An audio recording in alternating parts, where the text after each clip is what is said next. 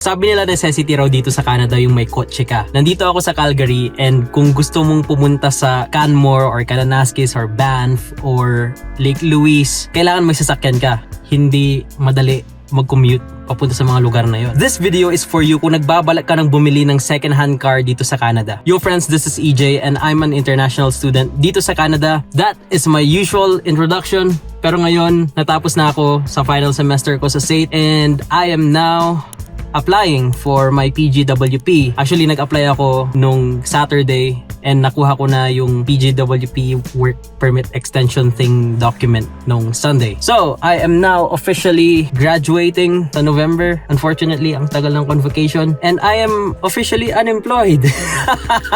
I'm living that unemployed life in Canada at the moment. Actually, meron pa akong part-time pero, naghahanap na ng full-time opportunities. This still applies to you if you are still an international student or siguro work permit or basta naghahanap pa ng second-hand car dito sa Canada because I bought this car, a 2008 Chevy Impala LT 2 months ago. Binili ko ito nung June 2024 with the advice of my uncle na sinasamahan ako magmekaniko dito sa sasakyan. Well, my main purpose is because I'm planning to take my wife na dito sa Canada and kailangan namin ng sasakyan. And the reason why bumili ako months before madala ko pa siya dito is because, well, sa advice ng uncle ko is para lumabas na lahat ng mga sakit niya at maayos na namin. I am fortunate enough na may uncle ako na sinasamahan ako na trabahuin yung sasakyan. I remember when I was driving a 1996 Toyota Corolla sa Pilipinas and pag may nasira, dalin mo lang dun sa mekaniko mo. Comparatively speaking, mas mura magpagawa sa Pilipinas kaysa dito. A few points sa pag-uusapan natin ngayon is why buy second-hand, understanding yung car market dito sa Canada, some legal requirements, although di ako expert doon, what to look for when buying, where to buy, negotiating the price, yung finances mo and budgeting, registering the car, although madali lang naman yun, some maintenance tips and some advice na siguro I wish I knew when I was buying a car. Quick disclaimer, the contents of this video are based on my personal research, experiences, and thoughts. Always consult an immigration professional in planning and making any immigration decisions. Or in this case, consult a mechanic. Bring a mechanic when you're buying a car dito sa Canada. So why buy secondhand? For me kasi, one man's trash is another man's treasure. Of course, it's for practicality's sake. Mas mura ang secondhand, less depreciation. Lalo na kung first car mo pa naman dito sa Canada, at least madaling i-let go. Alam mo yun? I mainly bought this car kasi wala ako pambili ng brand new. Sabi ko kanina, one man's trash is another man's treasure. Although, yung condition ng sasakyan na to, masyadong inalagaan. Nakagarahe siya. So, the story of this car is, yung seller sa marketplace, sa parents niya to. So, first owner yung family nila. Tapos, pinamana sa kanya 5 years ago. And hindi niya masyadong ginamit. 2 years ago, ginarahe lang niya. Ginamit-gamit lang niya. From time to time, parang naging winter beater. Although, sa kwento niya, nagarahe na siya over the past winter. So, November 2023 onwards hanggang sa binenta niya, nakagarahe lang. A week before niya pinost sa marketplace, pina-change oil lang niya, pina-check niya yung mga fluids, tapos yun na, post na. So I actually bought this 2 days after he posted it on marketplace and it was posted for 4,500 or 4,000-ish Canadian dollars and natawaran ko siya ng $3,000. But more on that later. Next point is understanding the used car market in Canada. So there are a few platforms na pwede mong pagbilhan ng sasakyan. Syempre number 1 dyan yung marketplace or mga Facebook groups, and Kijiji is another one. A word of mouth, pwede. Kung may mga kakilala ka na may kakilala na nagbebenta ng mga personal cars nila, you could actually get a better deal sa ganon. When looking through these platforms, isa ding na-realize ko is yung location matters. So for example, hindi ako tumingin sa Calgary at all ng mga sasakyan. Although siguro may mga gems na binibenta for cheap, pero generally speaking, pag lumabas ka sa city, nagtingin ka sa mga smaller towns, medyo mas mura yung prices nila. Example ko ulit itong sasakyan, itong 2008 Chevy Impala LT. Kung dito sa Calgary, at the time na nagtitingin ako, yung average prices nila nasa 4,000, 4,500.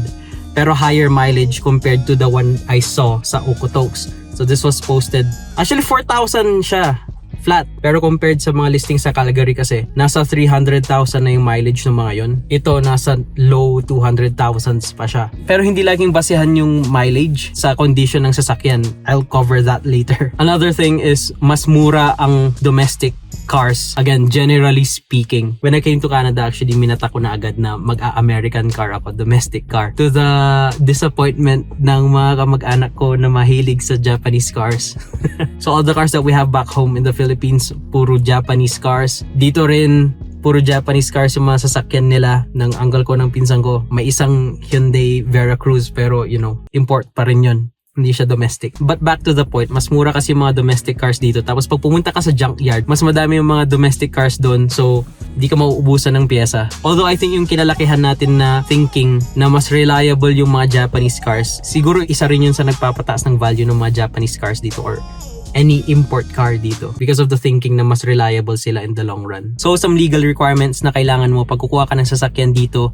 Of course, kailangan mo ng lisensya. And another one is yung insurance. So, I spoke to one kabayan na insurance agent dito sa Calgary when I was shopping around for insurance para dito sa sasakyan. And he told me na a lot of factors go into yung kung magkano yung babayaran mo monthly or annually kung mapera ka. One would be yung location mo, saan ka magdadrive on a daily basis. So, kung kukuha ka ng online quotations, may mga iba dun tatanungin nila, are you gonna put winter tires on your car pag winter season na? Do you have any safety features sa sasakyan like aftermarket na alarm? Some of them even make you install an app that will track your driving habits, kung nag-overspeed ka ba and stuff. Yung driving history mo, kung gaano katagal ka nang nagda-drive. Apparently, some companies will honor yung driving experience mo sa Pilipinas. Ang sabi din sa akin ni kabayan na insurance agent, TD yung cheapest at the moment. I don't know how true that is. Nung ako kasi,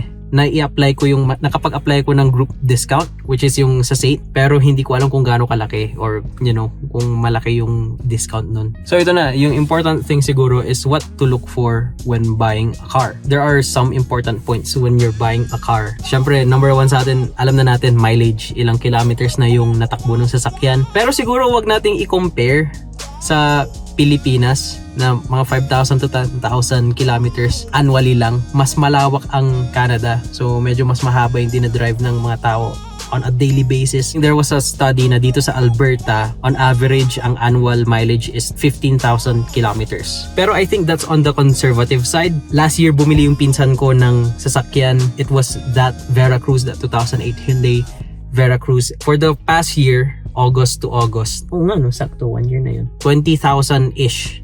Na 20,000 plus. Nasa low 20,000s yung natakbo niya. That's considering na lumalabas from time to time some weekends, lalo na ngayong summer. Dinadala sa Banff, dinadala sa, sa pasyal. So it really depends. The point I'm trying to make is yung mileage, hindi siya yung main na titignan mo para ma-determine yung condition ng sasakyan. There are others as well that you need to check. You should also research the kind of model na you're looking at. Yung engine is important, yung transmission is important. This car has a very reliable 3.5 liter V6 engine. Apparently, they last forever. Pero yung 4-speed automatic transmission is not the best. Hindi siya matipid kasi 4-speed transmission, pero it's more reliable than the CVTs of its era, yung mga kaedaran niyang naka-CVT. For example, yung mga Nissan Rogue na kaedad niya, which is one of the options that I had as well, pero I was discouraged by the amount of reviews regarding the CVT transmission. Another one is yung service history niya. For example, you're getting a car and it's a CRV, which is known for its reliability din, pero hindi siya na-service ng maayos, hindi regular yung oil changes niya, hindi pinalitan yung spark plugs, yung brakes, yung rotors, yung belts kung panahon ng palitan yung belts niya, lahat ng fluids niya, coolant, brake fluid, kahit yung washer niya. All those things that make the car run, dapat nasunod yung servicing niya based sa manual niya. At 100,000 kilometers, napalitan na ba niya yung ganito, yung ganito, yung ganito. Another would be yung condition ng tires. So there's actually a chart na you can use para i-check yung condition ng tires. Ako personally, hindi ko masyado iniisip yung gulong. Noong nasa Pilipinas ako, I would just put whatever tires are the cheapest. Basta may gulong, umiikot. Pero dito kasi you're gonna be driving in all kinds of terrain, lalo na sa snow. So kailangan makapal pa yung gulong mo. You can actually use that as a negotiating tool para maibaba yung presyo ng sasakyan. It's also a plus kung yung bibili mong sasakyan may 2 sets of tires na, one for summer or siguro all season tires and one for winter. Itong sasakyan nung nakuha ko, free na. Binigay niya yung, actually brand new pa, yung winter tires niya na binigay. Another would be the brake system ng sasakyan. So when you're test driving, kailangan mo mag-brake check. Ang advice sa akin ng uncle ko nung tinetest drive namin itong sasakyan was to take it to a highway and ma-drive, maihataw. 60 to 100 and brake check. Unfortunately, itong sasakyan nung kinuha namin, warp na yung rotors. Binili ko na to, alam namin na may wiggle na siya. Nung inuwi ko kasi, doon ko talaga hinataw. And yun nga, so when you're braking, nagwi-wiggle na siya. And I was like, tinawagan ko yung uncle ko eh. Wala warp yung rotors nito. Pagka-uwi ko ng bahay with this car, umorder na ako ng bagong rotors tsaka brake pads niya. Kasi yun yung important eh. Another one is yung Carfax. It's important din, I guess. Ako kasi hindi na ako umorder ng Carfax. Kasi that's another expense na ayoko nang lagyan ng pera yung Carfax. There are free websites na that can show you yung model based dun sa VIN number. I mean VIN. Tapos i-show niya na kung ano yung model. Yun lang, very basic. Yun lang ginawa ko para lang makita na okay, the VIN matches the vehicle, the color. Pero if you do have extra cash, it's valuable din na kumuha ka ng Carfax. Another important thing when you're looking to buy a second-hand car is to bring a trusted mechanic or siguro at the very least someone who knows a few things about cars or what to look for para at least makatch mo kung ano yung mga pwede mong i-negotiate dun sa price. Pwedeng it's been a while since nagpalit sila ng oil or ayun, yung brakes. Ginawa naming negotiating tactic yun. Isa pa palang nakalimutan ko. So, pag bumibili ng kotse sa Pilipinas, yung tinutok-tok mo kasi hinahanapan mo ng masilya. That's another thing na pwede mong i-check dito is yung condition ng body niya. It's very common lalo na dito sa Calgary, dito sa Alberta, na yung mga sasakyan madami ng rust sa ilalim, sa lalo na sa rear quarter panel. Actually ito may nag-umpisa na nga eh. Pero that's very common. Kung maarte ka, ayaw mo talaga. Ako, it took me a while to get over yung mga ilang chips niya na may kalawang and stuff. Mga surface rust niya, medyo chinaga ko yung iba na WD-40 tsaka pinunasan ko para maalis. One tip na sinabi ng uncle ko is to sumilong ka. Ano yun? Go under the vehicle. Tignan mo kung may kalawang doon, kung butas na, kung may mga butas na doon. That's also another negotiating tool that you can use. Ibig sabihin, hindi nila nilagyan ng protection before winter. Next point is where to buy your car, your used car. There are a couple websites na sinabi ko kanina, Facebook Marketplace, yun, Facebook groups, Kijiji, personal sale. Meron ding mga dealerships. I'm not a huge fan of dealerships. You really compare yung presyo ng nasa dealership and pag sa private seller ka kumuha, medyo malaking difference. I never really looked at dealership options. Pero I guess if you know someone na trusted salesman, sales agent sa mga used car dealerships, then I guess you can go for it. Siguro isang advantage pag nag-dealership ka is mas madami kang payment options. Although, interest takes place and yung may additional monthly payments ka aside from your insurance, diba? I didn't want to go through all that headache. Tapos, this is my first car in Canada and I'm really eager din na matuto na mag-maintain ng sariling sasakyan. Syempre may cons din yung pagbili sa marketplace, yung private sale. One would be kung yun nga, wala kang masyadong alam sa sasakyan, you're more susceptible na mag-overpay dun sa bibilhin mo. And we don't want to overpay for something na worth $1,000 less. Which actually brings me to my next point, negotiating the price. Medyo na-cover ko na yung iba kanina, but basically, hanapan mo ng problema yung binibili mo. Like, bakit walang ganito? Bakit pudpud yung ganito? Kasi syempre, when a seller posts the unit, ilalagay niya lahat ng good points to bring up the value, diba? Bihirang-bihira yung i-bring up niya lahat, like all of the issues ng sasakyan. Pwedeng sadya, pwedeng hindi din nila alam. Next is financing and budgeting. Na-cover ko na rin ng konti to kanina. So if you're going for a dealership, medyo mas flexible yung options mo. You can go for monthly payments. May mga dealerships na nag-o-offer ng 0% down payment. If you're in a budget, kagaya ko, hindi ako magdi-dealership kasi yung 0% down payment translates to mataas na interest. I don't know if that's for you, kung yun ang gusto mo. Pero personally, mas gusto ko na lang i-cash. Kung ako meron akong $5,000 na ilalagay sa sasakyan, imbes na ipang down payment ko yun, ipang cash payment ko na lang yun for a cheap ass car. Personally, ang binudget ko lang sa sasakyan is around 4,000, pero I made it a point na hindi ko gagastusin yung lahat yun sa sasakyan kasi I know na if I'm getting a used car, kailangan ko ng konting wiggle room sa budget ko for any maintenance work. So kunwari nabili mo na yung sasakyan mo, hindi natatapos yung expenses mo doon. Syempre meron kang preventive maintenance, tapos gas. Nung nasa Pilipinas ako, inisip ko yung gas sa Canada mas mura, or at least dito sa Alberta kasi may oil reserves dito. Pero lately, nung kino-compare ko yung presyo ng gas dito sa Calgary sa presyo ng gas doon sa amin sa Tugupan, parang mas mahal pa dito. So ayun, aside from maintenance and fuel, there's also yung insurance mo monthly. It depends on you kung ang payment mo sa insurance is monthly or annually. Ako, I opted for monthly. Hindi ko kaya yung annual. Next is registering your car. Actually, yung first advice ko dito sa registering your car is huwag kang magpapagabi sa pagbili ng kotse, lalo na kung private sale. Nung binili namin itong sasakyan, kasama ko yung uncle ko and yung pinsan ko, sa Okotoks namin ito binili. So it's outside Calgary siya, to the south. Pero medyo naisagad namin yung oras. Like, we were there ng, 6 o'clock. Tapos, we talked to the guy. We test drove the car. Tapos, gumilid pa kami sa kalsada kasi chinek namin yung engine. Ano kaya yung tumutunog na ganito? Normal kaya yung ganito? Tingnan natin yung fluids. Tingnan natin yung ganito. And it ended up na we made the deal ng 6:30 p.m. na. Tapos, syempre, after you make the deal, you don't just drive off. You need to sign a piece of paper, the deed of sale. Tapos, you need to drive to the nearest registry. Luckily, bukas pa yung registry nun pero hanggang 7 p.m. na lang. At that point, nung nakapila ako sa registry, 7:40 p.m. na. And kasama na yung waiting time and yung nakapunta na ako sa counter and nakapagbayad na ako. Nakuha ko yung plaka ko and yung registration ko ng 10 minutes before closing time. So, you don't need that anxiety in your life. So, if I were you, punta ka na ng maaga. Simple lang naman pag nandun ka na sa registry. Kailangan mo lang yung deed of sale. You need your ID, your driver's license. Tapos, kailangan mo ng insurance. So, kailangan active na yung insurance mo. So, actually, no choice na ako that time. Nag-TD na ako kasi yun na lang yung open na pwede kong pagkuhanan ng insurance at the time. Or at least, yun na yung na-research ko na open pa ng past 6 p.m. Kasi I did the online insurance registration thingy. You can do the insurance registration online sa TD, which is very convenient pero mahal pa rin talaga. And yun, once they receive the documents, i-verify lang nila. Tapos maya-maya, pagpipiliin ka na ng plaka mo. Oo, dito, makukuha mo agad yung plaka mo. Hindi ka na maghihintay.